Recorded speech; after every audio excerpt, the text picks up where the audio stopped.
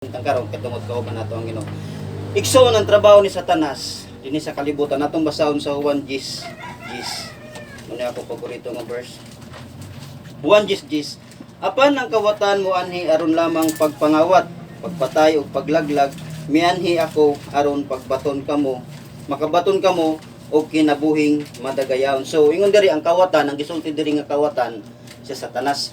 Kay gibuhat sa Ginoo si Adan ug si Eva nga sama sa iyang dagway. Sama sa dagway sa atong buhi nga Dios. Ug gibutang si Adan ug si Eva dito sa tanaman sa Eden. Ug may naa dito sa tanaman sa Eden, ingon ang Ginoo atong basahon sa dinhi sa pulong sa Ginoo sa Genesis chapter 2 verse 7 ang pagbuhat sa Ginoo sa tao. Kung unsa nga pamagi pagbuhat sa Ginoo sa tao.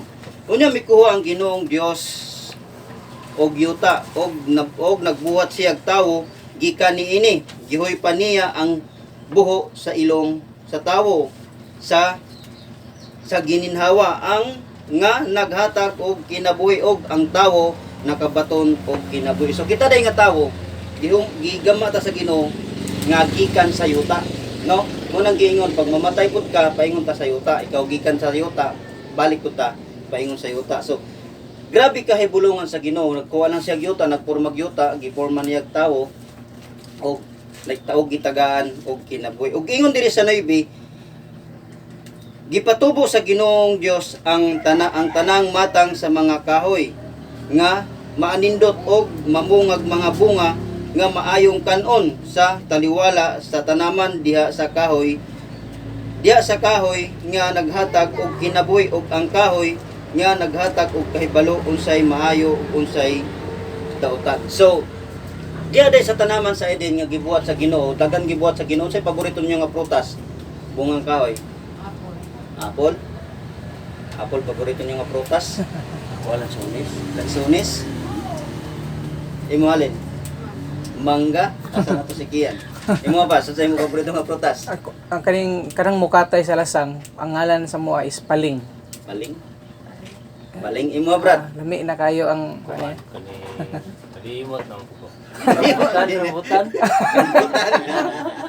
Ako ang paborito nako langka. Langka ko paborito nga prutas.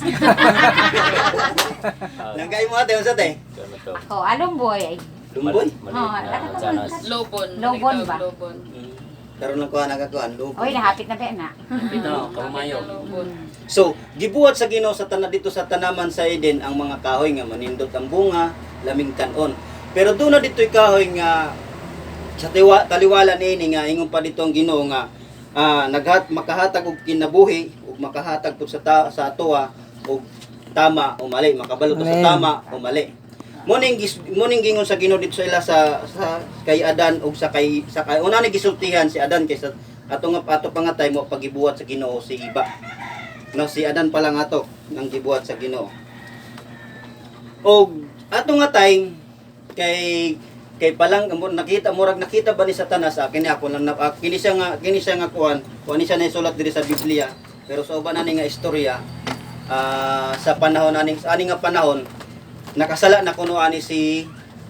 nani nga panahon si Satanas ug nagrebelde na sa Ginoo. Tus nabalitaan ni Satanas, nakita ko man ni sa kuan, nakita na ko ni sa kining Superbook.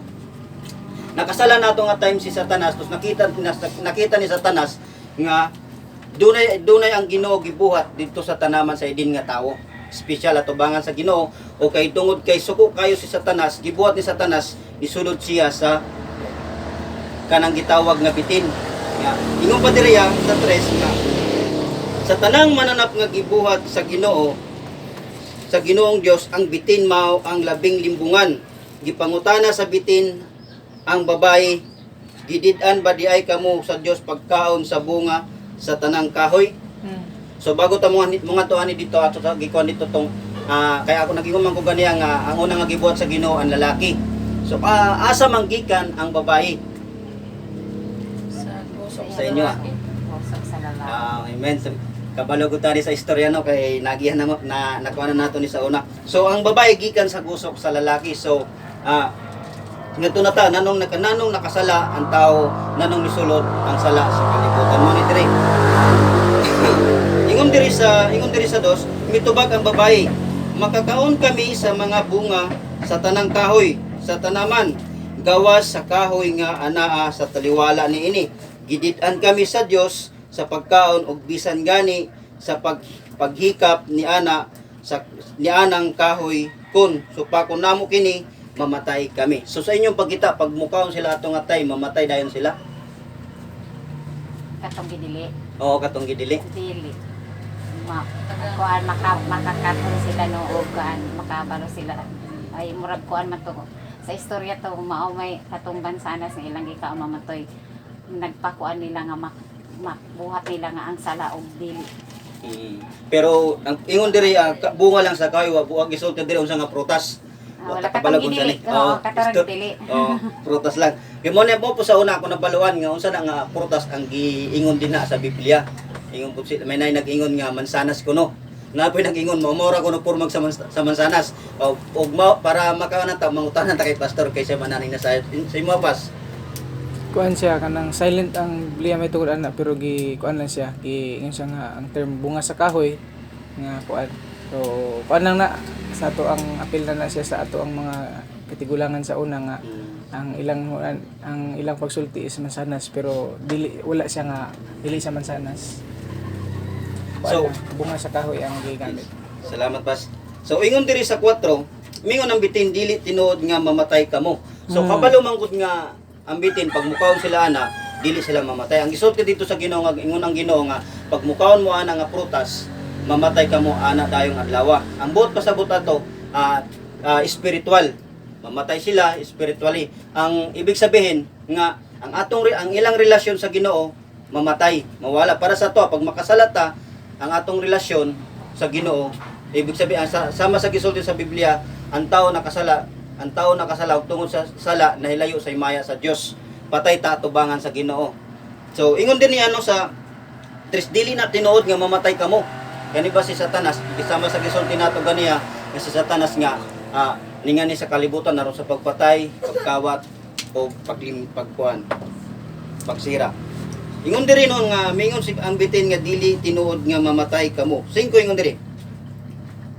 Gisulti kini sa Dios kaninyo kay nasayod man God siya nga kun mukaon kamo niini maabli ang inyong salabutan og mahisama kamo kaniya nga nasayod unsay maayo ug unsay dautan. So maabli ang inyong salabutan unsay maayo ug dautan. So pagkita sa babae ingon paglantaw sa babae nindot ako dani purtasa. Nindot siguro ni kanang tilawan. So murag tinuod pud siguro gisulti aning bitina ni. So sa pagkakita sa babae nga ang maong kahoy manindot kaayo og laming kanon ang bunga niini og makapahimo kaniyag maalamon. So nagtingo na siya makapahimo kaniyag maalamon.